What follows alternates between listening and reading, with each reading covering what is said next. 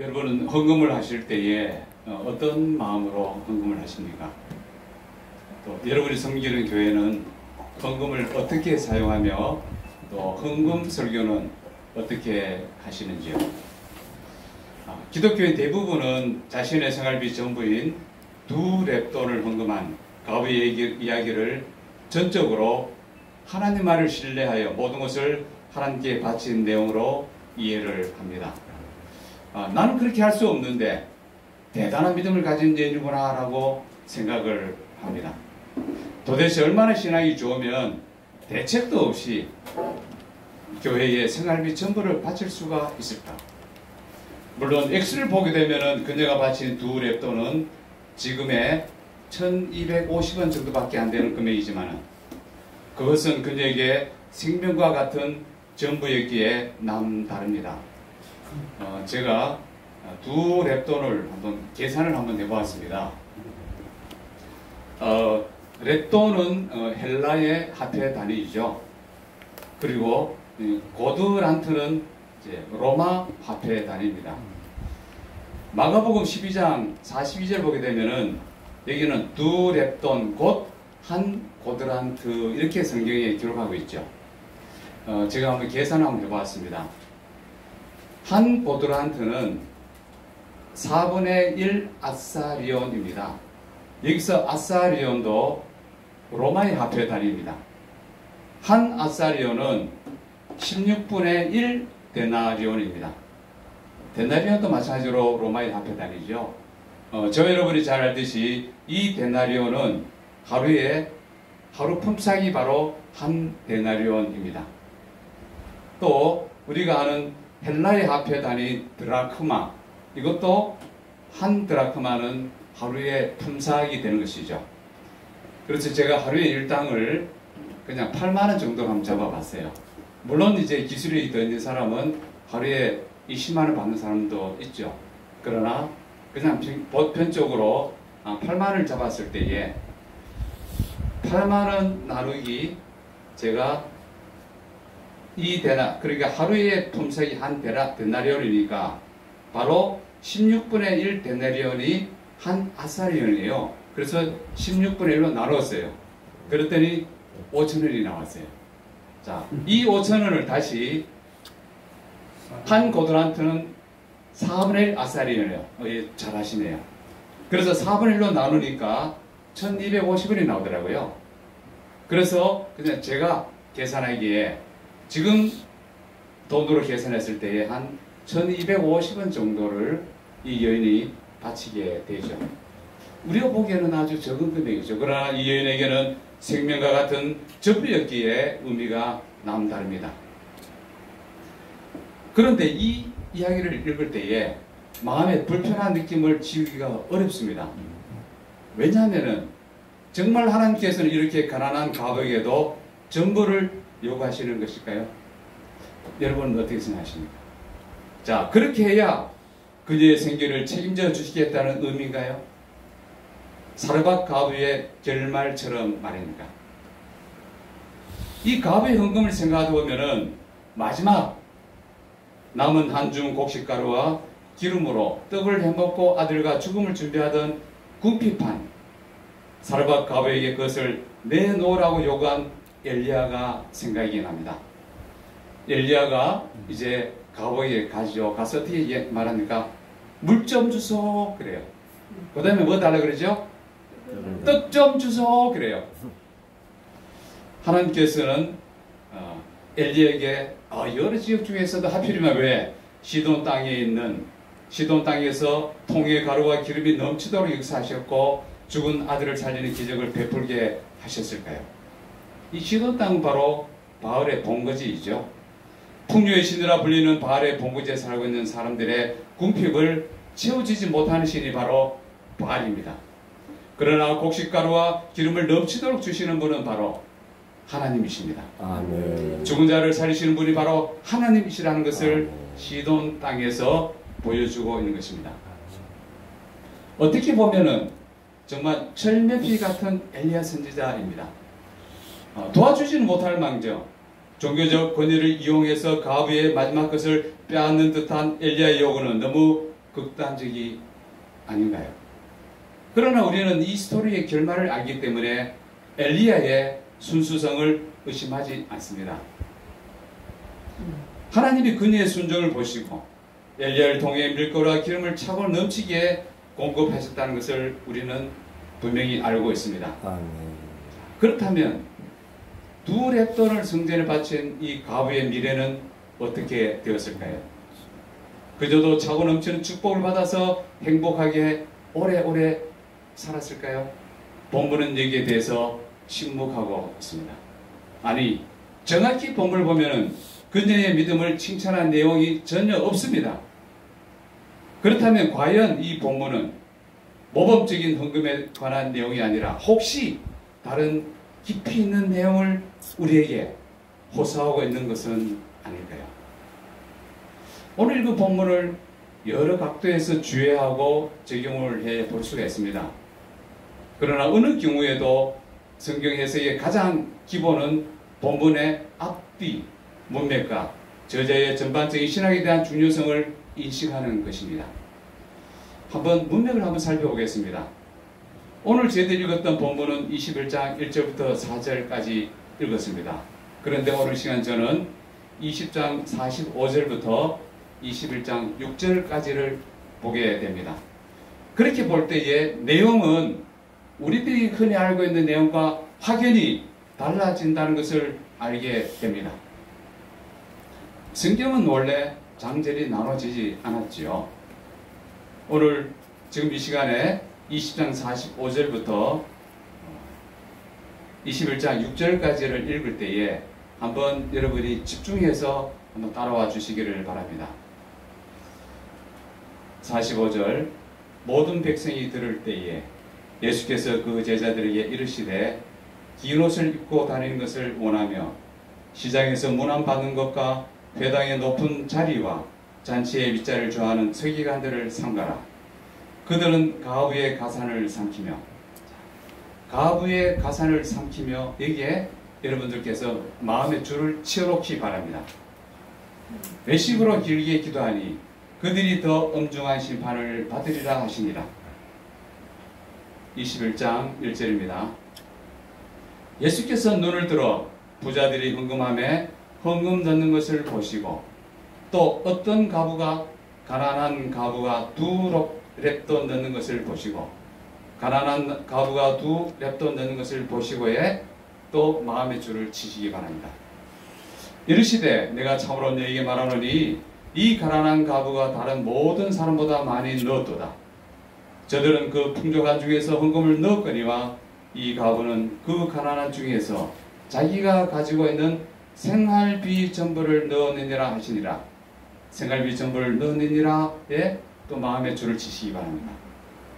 5절 어떤 사람들이 성전을 가리켜 그 아름다운 돌과 허물로 꾸민 것을 말하며 예수께서 이르시되 여기에도 성전을 가리켜 그 아름다운 돌과 허물로 꾸민 것을 말하며 밑줄을 치시길 바랍니다. 6절 너희 보는 이것이 날이 이르면 돌 하나도 돌 위에 남지 않고 다 무너뜨려지리라. 줄을 친 곳이 네 곳입니다. 20장 47절에 가부의 가산을 삼키며입니다. 누가 가부의 가산을 삼키죠? 서기관들입니다. 21장 2절에 가난한 가부가 두 렙돈 넣는 것을 보시고 4절에 보니까 그것은 바로 생활비 전부를 넣었어요. 그러고 난 다음에 5절을 보니까 성전을 가리켜 그 아름다운 돌과 헌물로 꾸민 것을 말하며 이 성전 아름다운 돌과 헌물로 꾸민 것은 누가 낸 헌금이죠? 가부가 생활비 전부를 낸 것으로 성전을 꾸몄다는 것이죠. 본문의 구조는 단순합니다.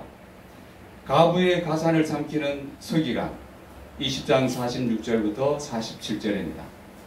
그리고 생활비 전부를 성전에 바치는 가부는 21장 4절의 내용입니다. 그리고 헌물로 지어진 아름다운 성전이 돌 하나도 돌 위에 남지 않고 무너지리라는 말씀 20장 5절 6절 말씀이 이것의 구조입니다. 자, 이렇게 볼 때에 이 이야기는 가부의 가산을 삼키는 종교 지도자들의 탐욕으로 희생된 가부의 헌물로 화려하게 꾸며진 부를 자랑하는 성전을 심판한 내용으로 바뀌게 됩니다. 예수님께서는 당시 종교 지도자들이 성전을 강도의 소굴로 만드는 것에 대하여 분노하셨습니다. 복음서 많은 곳에 기록을 하고 있습니다. 그것은 성전 안에서 성전 당국자들과 결탁하여 이루어지는 장사치들의 매매로부터 이익을 챙긴 성전 당국자들에 대한 단죄였습니다. 그리고 성전 청기를 통해서 성전이 멸망의 대상임을 분명히 보여주었습니다.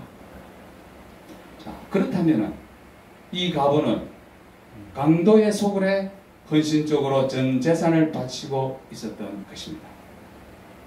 그리고 마지막 한 푼까지 바치게 하는 율법 교사들의 가르침으로 말미암아 강도들은 부유해지고 그들의 소굴은 날로 화려해지고 있었습니다. 당시 성전의 생활비 전부를 바친 그녀는 생명을 바친 것이나 다름없었습니다. 그녀는 사르밧 가부처럼 자신도 전부를 바치면 하나님이 책임져 주시라는 믿음으로 성전의 헌금을 한 것일까요? 아니면 그녀는 생활비를 다 바쳤으라도 신명기적인 하나님의 물질 축복을 받아내야 한다고 외친 종교 지도자들의 희생양은 아니었을까요? 종교적 착취는 경제적 압제보다 단수가 없습니다. 종교 권력은 물리적 방법을 동원해서 강탈하지 않습니다. 그렇기 때문에 피해자는 돈뿐 아니라 마음까지 빼앗깁니다. 뉴스를 보게 되면 교회 지도자들의 일탈을 많이 접하게 됩니다. 목사의 권위를 이용해서 어려서부터 교회 생활을 한 자매를, 어린 아이를 성폭행하는 일들이 빈번하게 일어납니다. 절박한 상황에서 상담하러 찾은 성도를 역으로 이용해서 그 사람을 더 힘들게 하는 경우도 너무너무 많이 봅니다. 저도 상담을 공부를 좀 했는데 연세대학교 연합신학대원에서 목회자들을 대상으로 설문조사를 한번 했습니다. 여러분에게 찾아오는 성도들이 심각한 문제를 가지고 상담하러 온 성도들이 그 문제가 해결되었을 때에 그 교회에 남아있는 사람이 얼마나 되고 그 교회를 떠난 사람이 얼마나 되는지에 대한 조사를 하게 됩니다. 그런데 놀랍게도 자신의 심각한 고민들을 갖고 목사님과 상담을 오랫동안 해서 문제가 해결된 사람들이 그 교회에 남아있는 퍼센트는 10%밖에 안 된다는 것이에요. 왜냐하면 상담을 받고 회복된 사람들이 목사님이 자신의 모든 것을 다 알기 때문에 그 교회에서 교회 생활을 하기가 어렵다는 것입니다. 그래서 대안이 나왔어요. 심각한 문제 상담을 왔을 경우에는 목사님이 그 얘기를 들어보고 그 교회 담임 목사님이 상담을 하지 아니하고 친구 목사한테 보내는 거예요. 아니면 상담센터로 소개를 해주는 거예요. 그렇게 했을 때에 그 사람이 다른 곳에서 상담을 받고 회복되면 그 교회에 계속 출석을 한다는 것입니다. 우리가 참고로 해야 될 그런 상황이라 생각이 됩니다. 절박한 상황에서 지푸라기도 잡아야 하는 가부는 쉽게 탐욕적인 종교 지도자들의 먹잇감이 됩니다. 그녀는 자발적으로 전보를 바쳤을 것입니다. 아마도 사르밧 가부의 결말을 믿음으로 받아들이며 말입니다. 그러나 탐욕에 물든 종교적 가르침으로 말미암아 가부는 더 가난해지고 종교 지도자는 더 부유해지기만 합니다. 문제는 성전 당국자들과 율법 지도자들의 동기가 하나님의 뜻만을 전하던 엘리야와는 달리 탐욕에 근거했다는 사실입니다. 십계명을 한번 살펴봅니다. 십계명 보기에는 10번째 계명을 보면은 내 이웃의 집을 탐내지 말라라고 말씀하고 있어요. 1계명부터 9가지의 내용이 무엇을 전제하고 있냐면 탐욕을 전제하고 있다는 사실입니다. 첫 번째 계명을 한번 볼까요? 다른 신을 내게 두지 말라. 이스라엘 백성들은 하나님을 믿었고 한편으로는 또 누구를 섬겼죠? 바알을 섬기게 됩니다. 뭐 때문에? 물질의 탐욕 때문입니다. 이스라엘 백성들이 가나안에 들어갔죠. 너무너무 잘 살아요. 그들에게 물어봅니다. 당신들 왜 그렇게 잘 살아요? 그랬더니 우리는 바알을 섬겨서 그래요. 이스라엘 백성들이 한 손에는 하나님, 한 손에는 바알을 섬기게 되었다는 것입니다. 두 번째 계명도 우상에게 절하지 말라, 섬기지 말라 말씀합니다. 지금 우리에게 다가오는 최고의 우상은 무엇인가요? 돈이라고 얘기해도 과언이 아니겠죠. 세 번째, 여호와 이름을 망령되이 일컬지 마라 말합니다. 그러나 자신의 이익을 위해서, 탐욕을 위해서 여호와 하나님의 이름을 함부로 사용하는 경우를 우리는 너무너무 많이 봅니다. 특히 교회 안에서도 그런 일들이 많이 있죠. 싸움할 때에 하나님의 이름을 들먹거립니다. 자기의 욕심, 자기가 이기기 위해서. 교회에서는 싸워서는 안 되지만은 절대로 싸울 때 하나님의 이름을 걸쳐서 싸움을 해서는 절대로 안 됩니다. 교회 밖에 싸웠을 때도 싸워서도 안 되지만은 설사 싸우더라도 하나님의 이름을 걸고 싸워서는 절대로 아닙니다. 하나님의 이름은 싸움을 하는데 사용되는 이름이 절대로 아닙니다. 네 번째, 안식일을 거룩하게 기억하고 거룩하게 지키라고 말씀합니다. 한 달에 4번 또는 5번 쉬게 되면은 실제로 장사하는 사람들 너무 힘들다고 그래요. 어려움이 있다고 그래요. 참 주의를 온전히 지켜서 장사를 하지 않고 한다는 것은 너무나 힘든 일이에요. 그러나 그렇게 하시는 분도 계십니다. 5번째, 부모를 공경하라. 6번째, 살인하지 말라. 7번째, 간음하지 말라. 8번째, 도둑질하지 말라. 9번째, 내 이웃에 대해 거짓 증거하지 말라. 다 탐욕을 전제로 해서 이런 말씀이 있다는 것을 우리는 분명히 기억해야 됩니다. 당시에 알려진 것으로 종교 지도자들이 가부를 착취하는 것은 당시 유대인들에게 전혀 새로운 내용이 아닙니다. 당시 알려진 것으로 가부가 바친 한 줌의 고운 가루를 작은 예물이라고 경멸하는 태도를 보인 제사장들의 이야기가 있었습니다. 훗난 공동체의 가부들을 강탈하는 예루살렘의 제사장 단을 비난하고 가부들이 경제적 궁핍으로 말미암아 매출을 하는 현실을 한탄하는 이야기도 있었습니다. 또한 구약 선지자들의 고아와 가부를 억압하고 경제적으로 착취하는 성전 당국자들에 대한 비판과 심판도 잘 알려진 사실입니다. 예레미야에서도 다음과 같은 말씀이 있습니다. 이방인과 고아와 가부를 압제하지 아니하며 무죄한 자의 피를 이곳에서 흘리지 아니하며 다른 신들 뒤를 따라 화를 자초하지 아니하며 예레미야 10장 6절 말씀입니다. 이 말씀을 반대로 읽어보면 이 당시 이방인과 고아 가부를 엄청나게 압제했다는 말이 됩니다. 당시 고아와 가부는 사회의 경제적 결핍의 상징이었습니다. 그리고 율법을 그들에 대한 사회적 경제적 보호로 명하게 됩니다. 누구도 가부나 고아를 괴롭게 하면 하나님께서 반드시 갚으실 것입니다. 출애굽기 22장 22절 말씀입니다. 신명기 언약은 하나님을 고아와 가부를 위하여 공의를 베푸시는 분으로 신명기 10장 18절에서 말씀합니다. 이스라엘의 재판관들은 소외된 자들을 정당하게 대우해야 한다고 성경은 말씀합니다. 고아와 가부는 11조 복지 제도의 우선의 대상입니다.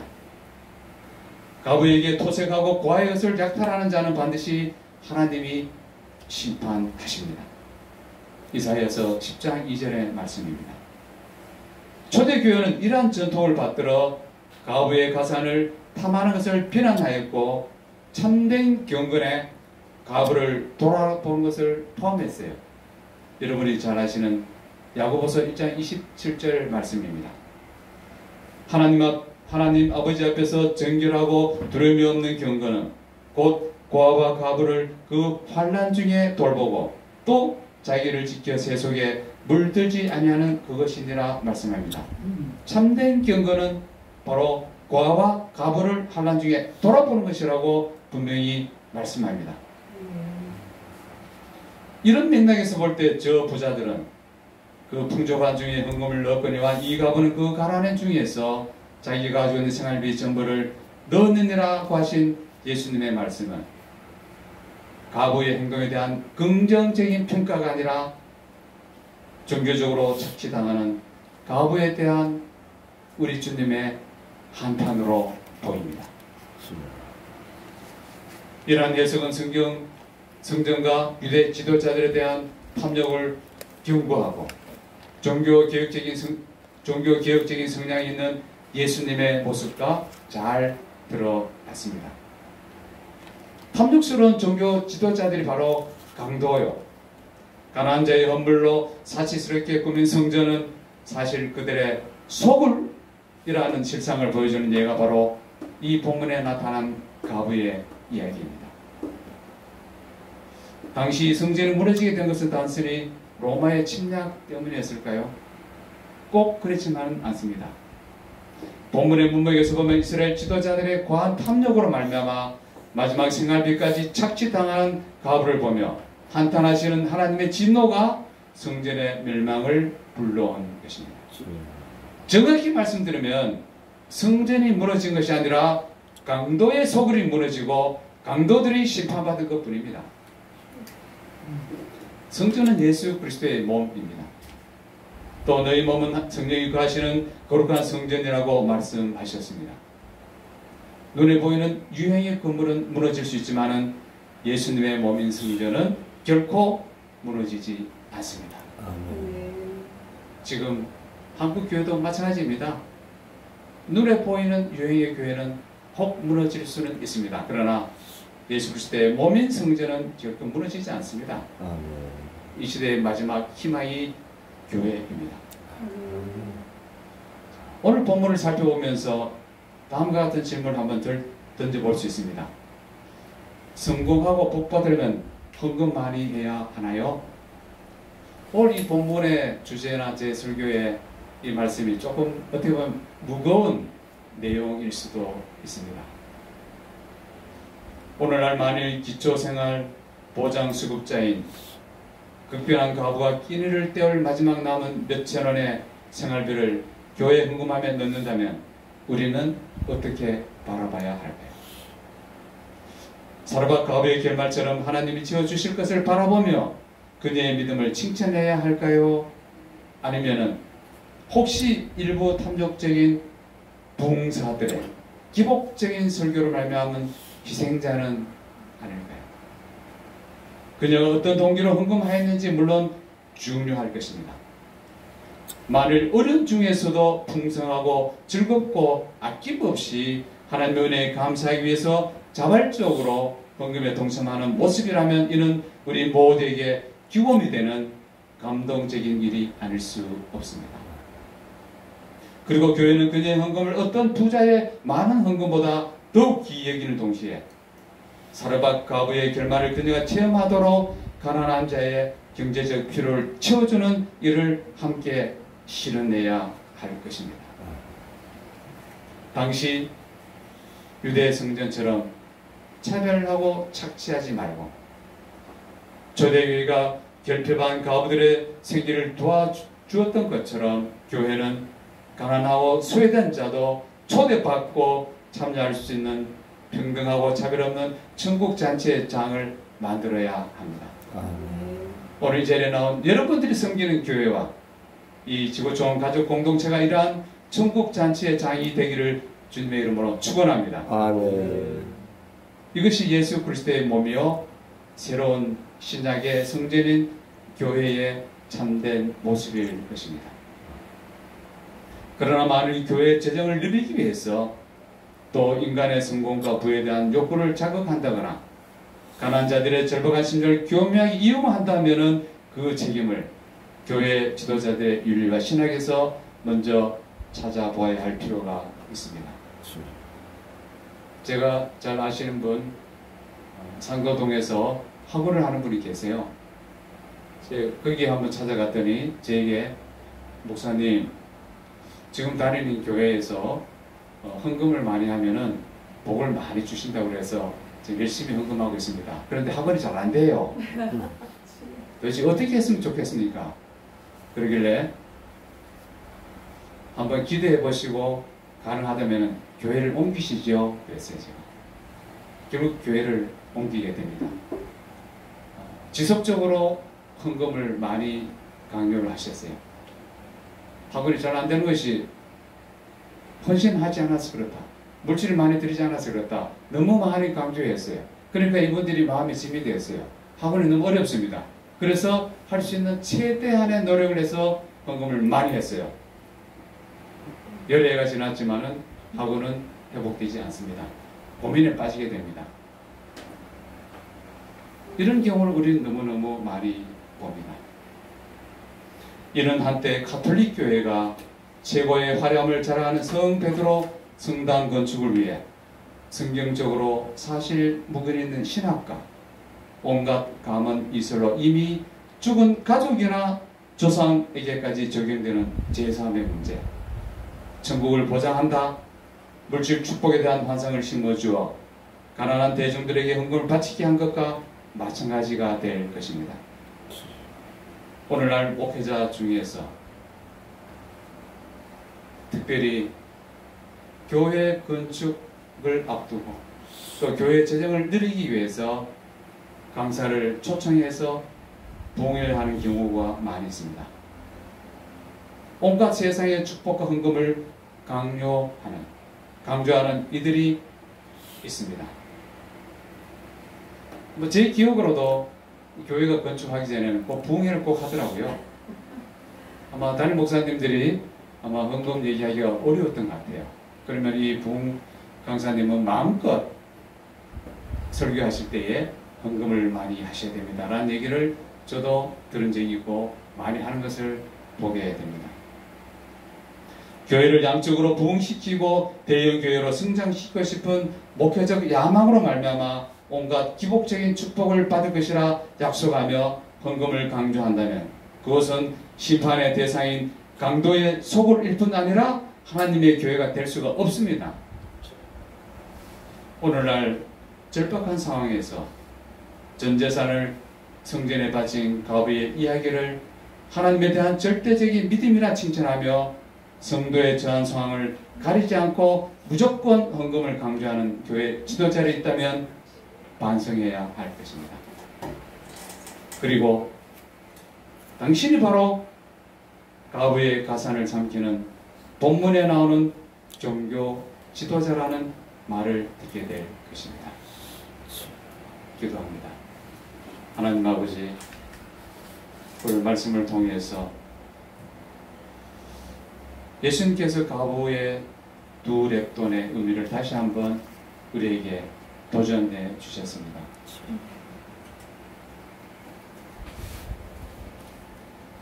오늘 말씀에 우리가 다시 한번 도전하며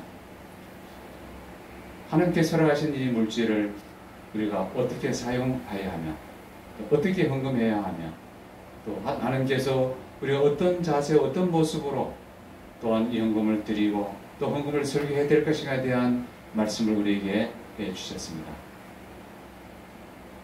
오늘 말씀 가운데 오늘 우리 각자에 주신 은혜되는 말씀을 마음에 새기면서 우리가 성경 교회에서 말씀을 전하며 또한 많은 성도들에게 바른 헌금관을 심어줄 수 있는 저희들 될 수 있도록 인도하여 주옵소서. 예수님의 이름으로 기도합니다. 아멘.